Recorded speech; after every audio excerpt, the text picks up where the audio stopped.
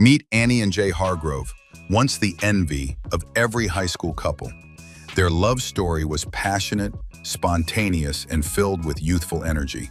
They were inseparable, a couple so deeply obsessed with each other that every moment alone was an opportunity to be intimate. The chemistry was undeniable. And back then, the romance felt endless. But as with many young lovers, time brought changes. Fast forward a decade. Annie and Jay are now married with two energetic children. Between parent-teacher conferences, work emails, school lunches, and sleepless nights, their once fiery intimacy has all but vanished. Their connection hasn't disappeared, but it's buried under responsibilities and exhaustion.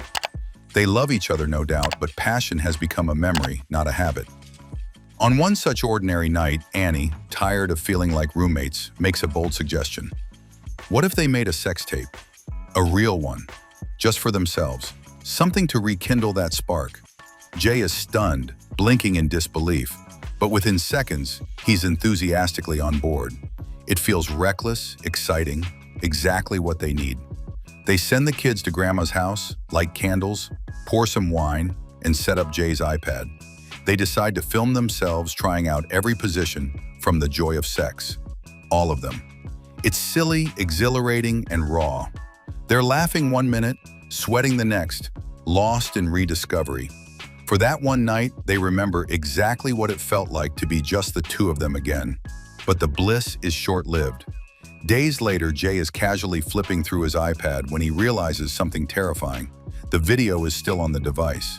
Worse, because of automatic syncing to the cloud, it's been uploaded to all the iPads he's handed out over the years. That includes ones he gifted to their friends, family, his boss, the mailman. Panic sets in. Jay stumbles into Annie, pale-faced, stuttering out the disaster. Annie freezes. Their most intimate night is now potentially viewable by people who should never, ever see it. Jay frantically checks the cloud settings, but the damage is already done. They have to act fast. A full-blown, ridiculous mission begins. Their new goal: track down every iPad and manually delete the video. It's a race against time before anyone opens that video app. Their first stop is Tess, Annie's upbeat, talkative friend. While Annie distracts her with a spontaneous chat about organic gardening, Jay sneaks the iPad into the bathroom and deletes the video. It's awkward, but successful. Next up, Jay's boss Hank, a serious businessman with no time for nonsense. They attend a fancy cocktail party. Jay feigns small talk and excuses himself to use the restroom, where he hunts for the device.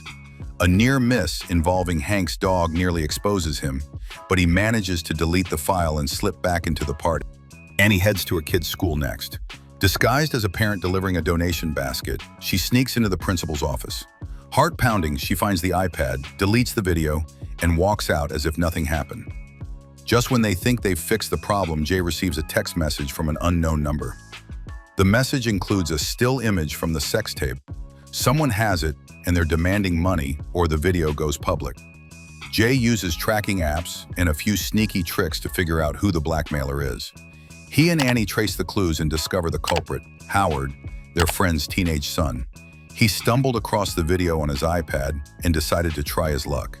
They corner Howard and confront him. He panics and admits everything. Annie and Jay, mortified but relieved, delete the video from his device. They give him a lecture he'll never forget. Thinking it's all over, Jay suddenly remembers one more iPad. He had given it to a warehouse employee named Frank during a holiday gift exchange. That iPad is in a locked facility and still has access to the cloud. They realize the only way to ensure it's deleted is to break into the warehouse. They make a ridiculous plan involving black clothing, blueprints, and synchronized watches. They're not criminals, but tonight, they play the part. They sneak into the warehouse, avoiding security cameras and motion sensor. Jay almost trips an alarm, Annie saves him at the last second, and they finally find the iPad behind a locked cabinet. With trembling hands, Jay deletes the final copy. Mission accomplished. They return home covered in dust, bruised, but triumphant. Every copy is gone. The nightmare is over. Lying in bed, they burst out laughing. What a wild ride. What a ridiculous, insane journey. But somehow, through all the absurdity, They feel closer than they have in years. They've redesigned the value of making time for each other. They realize passion isn't about spontaneity, it's about effort, about showing up, about prioritizing each other, even when life gets messy. In the weeks that follow, they carve out time together, not with iPads, but with conversations, date nights, and lots of laughter. Their relationship feels new again. Still paranoid, they decide to destroy the iPad, just in case. Jay smashes it with a hammer, and Annie cheers. It's symbolic, freeing, and hilarious. Sex tape isn't just a comedy, it's a reflection on marriage, intimacy, and how easily we can lose touch with the people we love. It's a reminder that keeping the spark alive takes effort, and sometimes a really absurd mistake. Jay jokes about turning their next adventure into a podcast. Annie playfully smacks him. They laugh. It's clear their connection is stronger than ever. Love isn't about perfection. It's about resilience, about making fools of ourselves, and about showing up again and again. Whether it's deleting sex tapes or surviving daily chaos, when you're in it together, you always find a way.